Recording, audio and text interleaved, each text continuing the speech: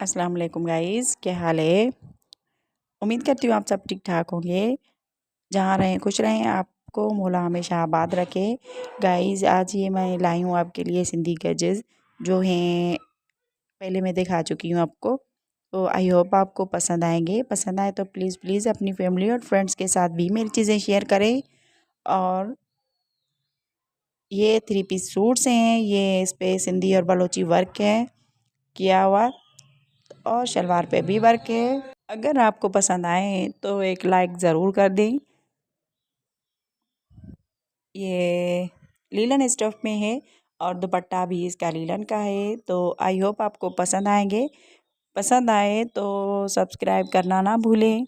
जहाँ जहाँ तक मेरी आवाज़ जा रही है, मैं आप सब लोगों से ये रिक्वेस्ट करती हूँ कि मेरे चैनल को ग्रो करने में आप मिलते हैं एक नए वीडियो के साथ। तब तक के लिए इजाज़त दें। अल्लाह हाफिज़। अपना बहुत ख्याल रखें।